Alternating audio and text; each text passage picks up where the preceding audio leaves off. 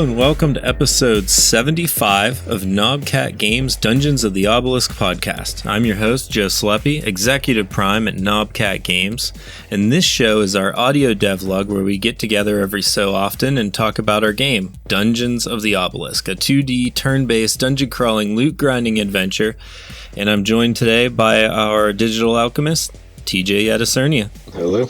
The big news this episode is that the Solstice event for 2025 started on December 7th. So it's been about a week, actually, since it started.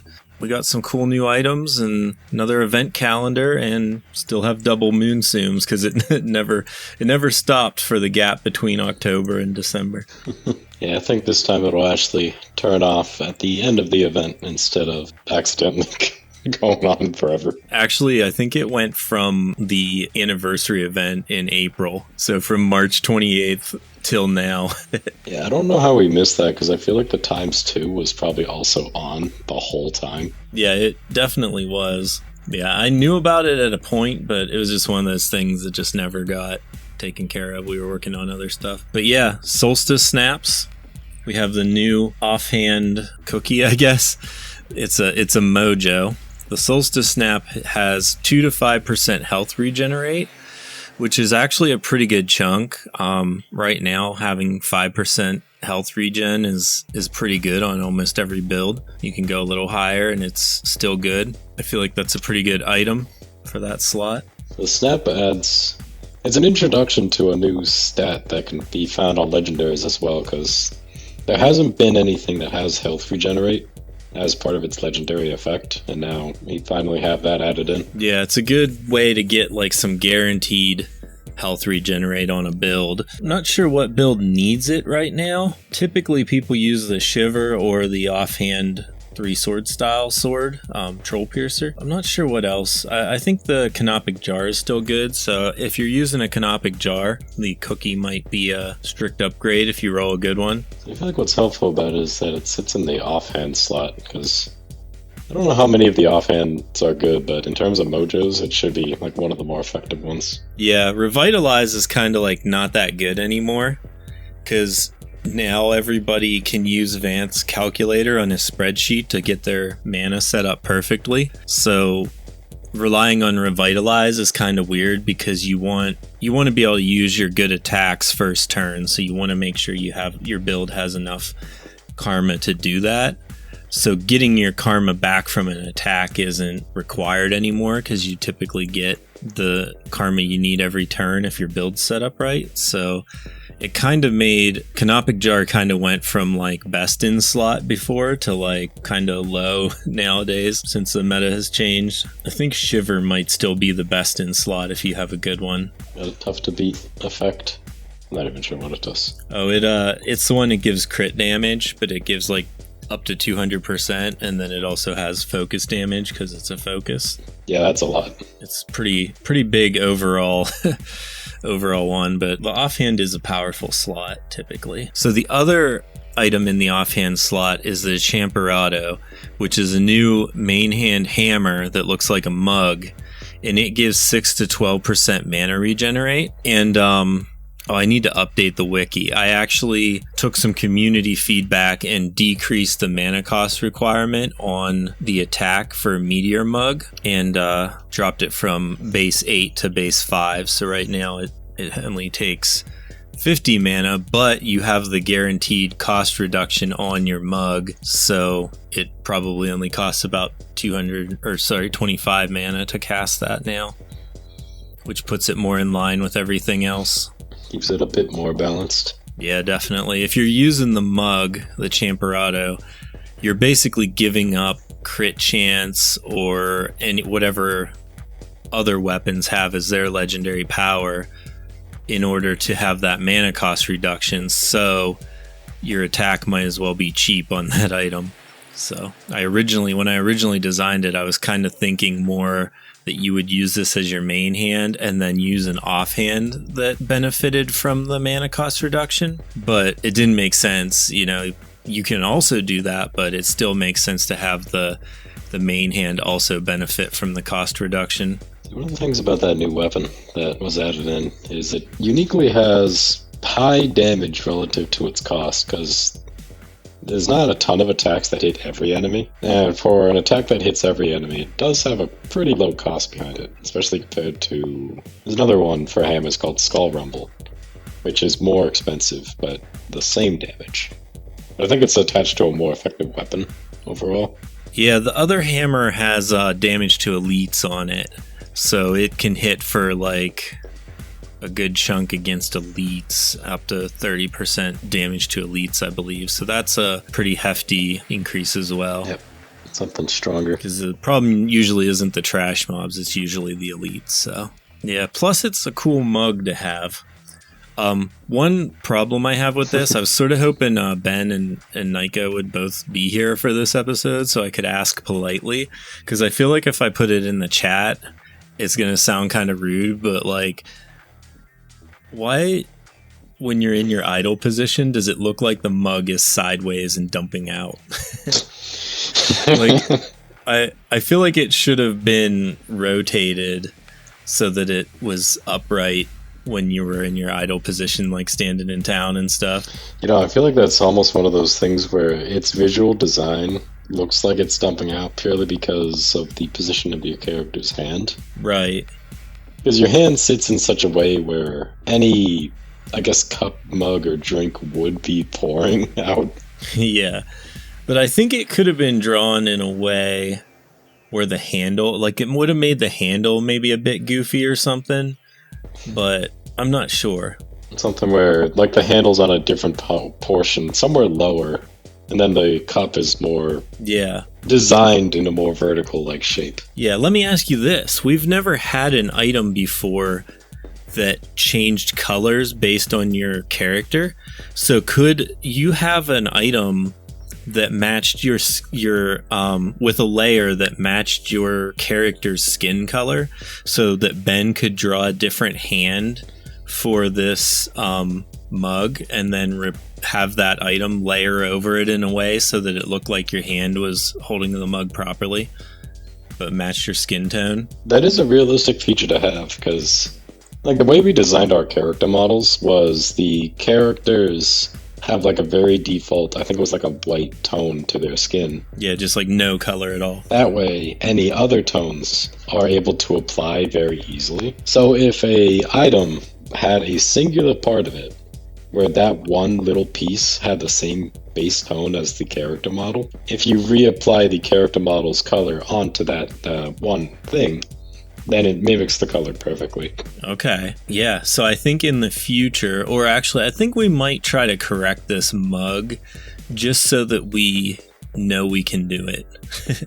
Because, like, for you, I don't think it would be too much work. And then for Ben, it would just be a matter of redrawing the hand in a way that it overlapped the other one properly, I think. I think there's a way to do it. I think we could figure it out. Yeah, a good portion of the readjustment would be just like recreating a hand, or just the same hand really, but at a different angle so that it holds it upright instead of tilted down.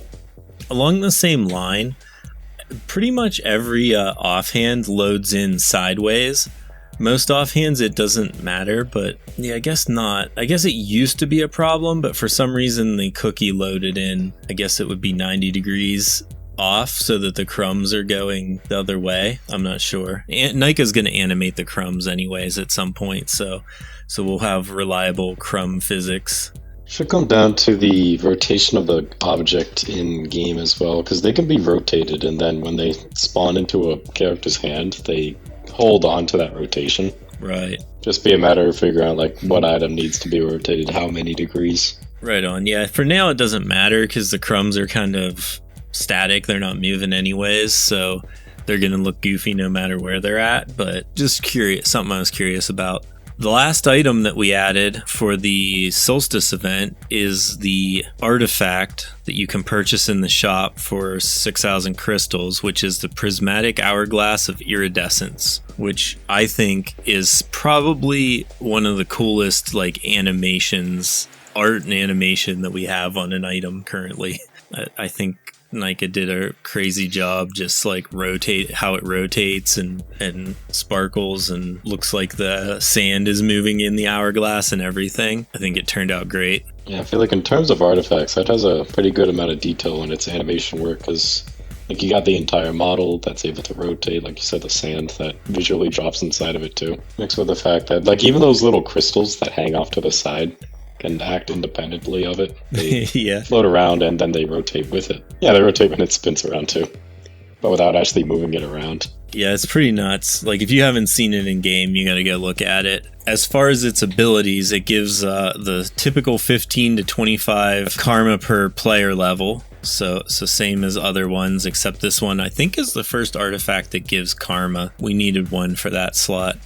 It also has 5 to 15% critical chance because it's a Solstice item, and all the other Solstice items also deal with crit chance or damage. And then it has the first time you would die each battle, resurrect at 0 to 100% health. Offensive and defensive item at the same time. I think it's going to be fairly useful at some point. If mine was leveled up, I'd run it because I still die against Karuzaran sometimes. Yeah, I feel like it could be a handy farming tool, because if there's a fight that you know that you can almost reliably do, like sometimes you die, sometimes you beat it, pop that on, chance of actually winning go right up, because now you just revive. And it's not like the other item where it was a chance of revival. This time it's like guaranteed you are going to revive without fail. Right. Well, the other item is a companion. So let me ask you this.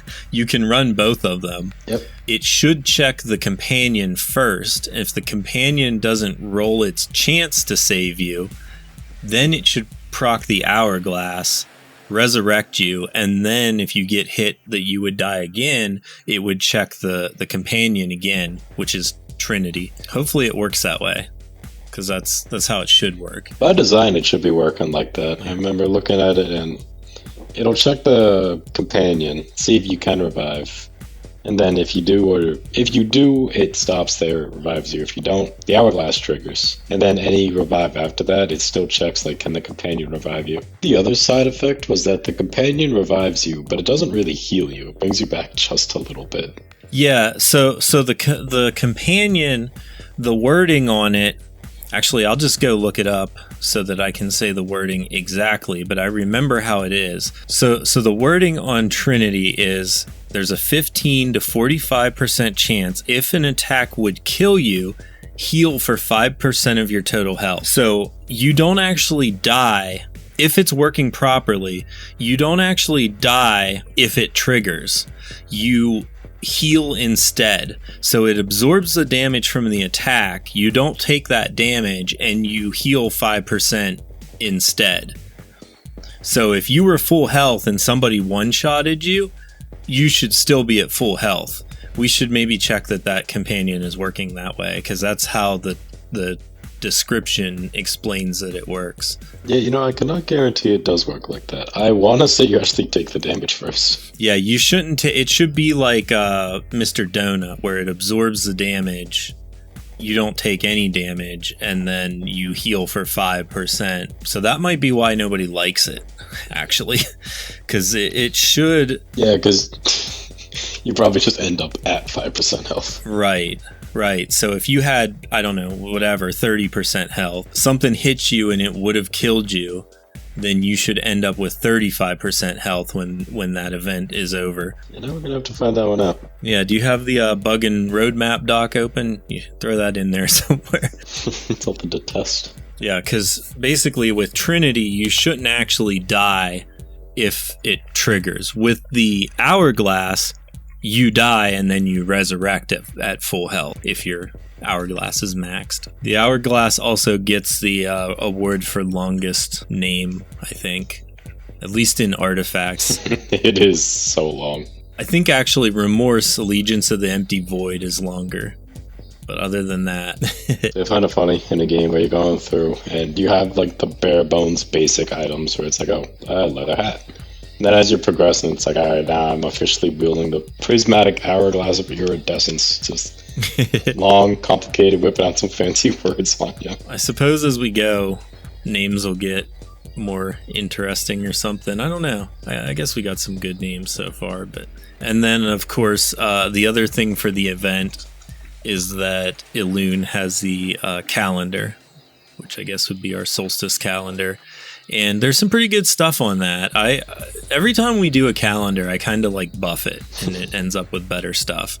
So definitely get on there and get your stuff. And the way it works also is if you get on the 31st, you can get everything. So I would prefer you'd play it all month, but if you can't, at least get on like... Also, because of time zones, let's put this disclaimer. Because of time zones, make sure you get on like the 30th and check where it's at. Because depending on your time zone, it could be over already. Yeah, I do want to have that changed at some point where it detects your personal time instead of like a world global time. Because a global time's always easier, and so many things use a global time. It's one of those things where it's kind of just the norm. Yeah, the server reset for the shop and stuff definitely needs to use a server time, but things like the calendar, I think, could benefit from using local time. It's one of those things where you would be thinking, which is reasonable, that like, oh, the 31st is the final day. Makes sense. Then you log on the 31st, but it already ended because in a different time zone, it's already the 1st. Yeah, I think for me it ends at like 7 p.m. or something. There's definitely players who hop on at like 10 o'clock. Yeah, definitely.